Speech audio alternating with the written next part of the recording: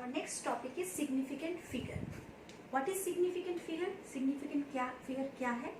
तो जब हम कोई कैलकुलेशन करते हैं, जब हम कोई मेजरमेंट करते हैं, तो उसमें जितने भी हमारे सर्टेन डिजिट्स हैं प्लस लास्ट वन जो अनसर्टेन डिजिट है, उन सब के फिगर्स, उन सब के डिजिट्स के सम को हम लोग सिग्निफिकेंट फिगर कहते हैं. You may say how many digits are present in a number which contains certain digits and one uncertain digit is called significant figure. Significant figure क्या है, इसको एक एग्जांपल से समझते हैं. जैसे मान लो आपने एक कैलकुलेशन किया और आपके पास कैलकुलेटेड डाटा आया 15.342 ग्राम. Let us okay. तो इन डिजिट्स में स्टार्टिंग के जो ये 4 डिजिट्स हैं दे आर सर्टेन. इस कैलकुलेशन के स्टार्टिंग के 4 डिजिट्स जो है वो सर्टेन है, जबकि लास्ट वन डिजिट जो इस मेजरमेंट का है दैट इज अनसर्टेन. वो हमारा लास्ट का डिजिट अनसर्टेन है. तो इस फिगर में 4 सर्टेन डिजिट्स है और 1 अनसर्टेन डिजिट्स है. तो इन सर्टेन और अनसर्टेन डिजिट्स के सम को ही हम लोग सिग्निफिकेंट फिगर कहते हैं. जैसे हम कह सकते हैं इस पर्टिकुलर मेजरमेंट में टोटल हमारे पास 5 सिग्निफिकेंट फिगर्स हैं. इन्हीं के सम को सिग्निफिकेंट फिगर कहेंगे और हम कह सकते हैं कि इस डाटा में टोटल सिग्निफिकेंट फिगर 5 है.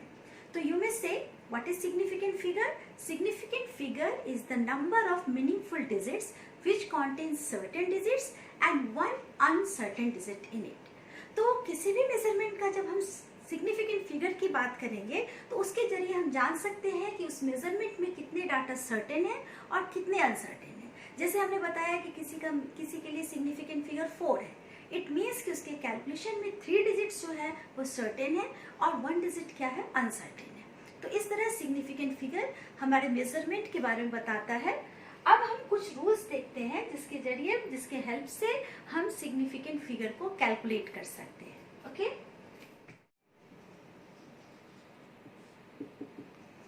Rules for determination of significant figure. Significant figure के क्वेश्चंस आपको एनसीईआरटी में भी है और इसको डिटरमाइन करने के लिए कुछ सर्टेन रूल्स है. इसको 1 बाय 1 मैं स्टेट करूंगी, बोलूंगी, आप उसको राइट डाउन कर सकते हो या याद रख सकते हो और उसको हम लोग यहाँ पर एग्जाम्पल्स की हेल्प से एक्सप्लेन करेंगे. जैसे फर्स्ट रूल कहता है कि all the non zero digits are significant. किसी भी फिगर में जितना भी नॉन जीरो डिजिट होता है वो सब सिग्निफिकेंट है. जैसे मान लो आपके पास एक नंबर है 13.234. इसमें टोटल डिजिट्स कितने हैं, 5 है. सो इसमें सारे के सारे डिजिट सिग्निफिकेंट हो गए और इसका सिग्निफिकेंट फिगर हो गया 5. 1 2 3 4 5. Okay, very simple. All non zero digits are significant. Rule 2, second rule हम लोग इसमें देखते हैं कि zero present in between 2 non zero digits are significant. 2 non zero digits के बीच में अगर कोई जीरो प्रेजेंट है, चाहे वो कितने भी जीरो होते हैं, वो सब के सब सिग्निफिकेंट है. इसको भी एक एग्जांपल से आप समझ सकते हो. जैसे मान लो आपके पास है 1.00056, ऐसा कोई नंबर आपके पास है. तो इसमें अगर जीरो नॉन जीरो डिजिट्स के बीच में आता है तो ये सारे जीरो इस समय सिग्निफिकेंट है. इट मीन्स इसमें टोटल सिग्निफिकेंट फिगर 1 2 3 4 5 6. इसमें नंबर ऑफ सिग्निफिकेंट फिगर्स इसके कितने हैं, 6 है. इट मीन्स कि if zero is present in between non zero digits then all the zero are significant. Rule number 3, if the zero are present before any non-zero digit, अगर zero किसी non zero digit के पहले आ रहा है तो वो zero फिर हमारे लिए सिग्निफिकेंट नहीं होगा, उसको हम सिग्निफिकेंट फिगर में काउंट नहीं करेंगे. जैसे आप एक एग्जांपल देखो 0.00032. मान लीजिए आपके पास ये नंबर है. इस तरह के बहुत सारे क्वेश्चंस आपके एनसीईआरटी के बुक में है.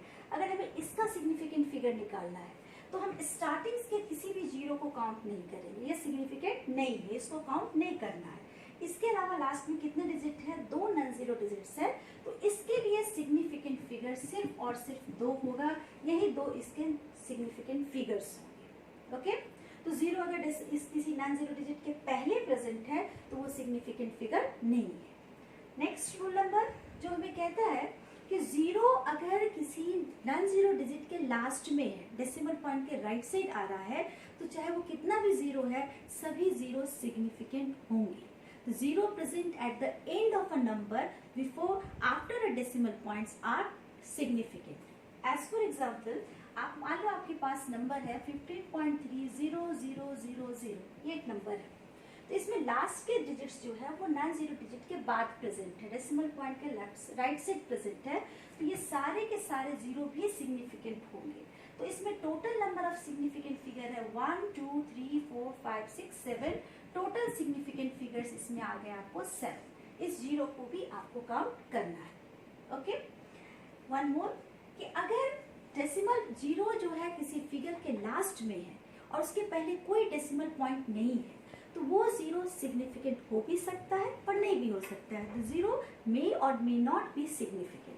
As for example if we have a number 123000, तो इसके अगर सिग्निफिकेंट फिगर्स आपसे पूछे जाए तो आप इसके सिग्निफिकेंट फिगर 3 भी हो सकते हैं, आप इसके सिग्निफिकेंट फिगर 4 भी हो सकते हैं, 5 भी हो सकते हैं या 6 भी हो सकते हैं। लास्ट के जीरो जो है वो आपको सिग्निफिकेंट हो भी सकते हैं और नहीं भी हो सकते हैं। तो इसके लिए एक बेस्ट सॉल्यूशन होता है कि ऐसे किसी भी नंबर को पहले हम साइंटिफिक नोटेशन में रिप्रेजेंट कर दें, जैसे हमने इसको किया 1.23 1 2 3 4 5 इंटू 10 टू दी पावर 5 के रूप में इसको रिप्रेजेंट कर दें। और जो फिगर यहाँ पर कैपिटल N के प्लेस पर प्रेजेंट है ओनली वही आपके सिग्निफिकेंट फिगर्स होंगे, यानी इस बेसिस पर इसका सिग्निफिकेंट फिगर 3 होगा। ओके, नाउ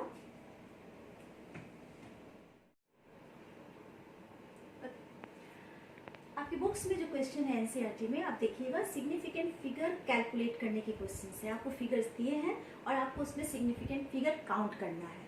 तो ये क्वेश्चंस जो अभी मैंने रूल्स बताए उसके बेसिस पर वो सारे क्वेश्चंस आपके सॉल्व हो जाएंगे। दूसरा आपके बुक में क्वेश्चंस होगा जिसमें किसी कैलकुलेशंस का, जैसे वो एडिशन, सब्ट्रैक्शन, डिवीजन या मल्टीप्लिकेशंस का जो सम है, कैलकुलेशंस है, उसके सिग्निफिकेंट बताने से रिलेटेड क्वेश्चंस है। आपके बुक में एनसीईआरटी में भी आपके इसके क्वेश्चंस है, तो उसके रूल्स को समझ लेते हैं हम लोग। मान लीजिए आपको सिग्निफिकेंट फिगर निकालना है ऐसे कैलकुलेशंस का जिसमें एडिशन या सब्ट्रैक्शन है।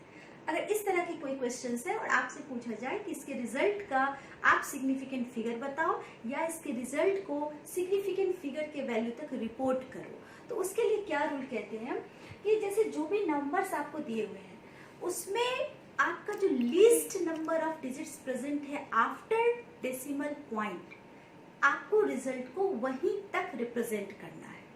मैं रिपीट करूं इस चीज को, मैंने क्या कहा कि एडिशन और सब्ट्रैक्शन के केस में जो रिजल्ट रिपोर्ट होता है वो डेसिमल पॉइंट के बाद least number of digits present in the figures के हिसाब से होता है, जितने नंबर्स दिए हैं। जैसे आप इसको समझो, मान लो आपके पास एक कैलकुलेशन है 3.11 जिसमें आपको ऐड करना है 3.234 और 1.3356। मान लीजिए ये आपको कैलकुलेशन है, आपको प्लस करने को मिला है, इसे हमें प्लस करना है। तो आप अगर आप इसको कैलकुलेट करते हो, सिंपल कैलकुलेशन 6 9, जैसे ये हमें कैलकुलेट करके आया, दिस इज आवर रिजल्ट, हमने इसे प्लस करके दिया 6 9 3 3 से इसको कैलकुलेट किया। बट जो रिपोर्टेड रिजल्ट का जो सिग्निफिकेंट फिगर होगा, आपके ऑब्जेक्टिव्स में भी क्वेश्चन होते हैं, तो इसका जो रिपोर्टेड रिजल्ट होगा जिसे हमने इसमें टोटल देखते हैं। जैसे फर्स्ट फिगर में डेसिमल पॉइंट के बाद 2 नंबर है, ओके, यहाँ डेसिमल पॉइंट के बाद 3 नंबर है और इसमें डेसिमल पॉइंट के बाद 4 नंबर है। तो लीस्ट नंबर जो प्रेजेंट है इस फिगर में, इस डाटा में, वो डेसिमल पॉइंट के बाद 2 डिजिट तक है। सो हमारा रिपोर्टेड रिजल्ट भी जो होगा वो डेसिमल पॉइंट के 2 डिजिट बाद तक ही हमारा रिपोर्टेड रिजल्ट होगा। सो इस कैलकुलेशंस के लिए अगर आपसे पूछा जाए इसका रिपोर्टेड रिजल्ट कहाँ तक है, तो इसका रिपोर्टेड रिजल्ट इस कैलकुलेशन का हुआ that is equal to 7.67 and the total significant figure in it is 3। इसका टोटल सिग्निफिकेंट फिगर कितना है, 3 है। जैसे आपको क्वेश्चंस में आता है कि how many significant figures are present in the reported result, then आपका आंसर 1 2 3 4 5 नहीं होगा, आपका सिग्निफिकेंट फिगर का आंसर कितना होगा, 3 होगा। यहीं तक आप इस रिजल्ट को रिपोर्ट करोगे। ये सेम रूल एप्लीकेबल है प्लस और माइनस दोनों के लिए, एडिशन एंड सब्ट्रैक्शन दोनों के केस में रिपोर्टेड रिजल्ट को वहीं तक हम लोग लेकर जाते हैं जो डेसिमल पॉइंट के बाद लीस्ट नंबर ऑफ डिजिट्स को शो करता है। In case of multiplication and division,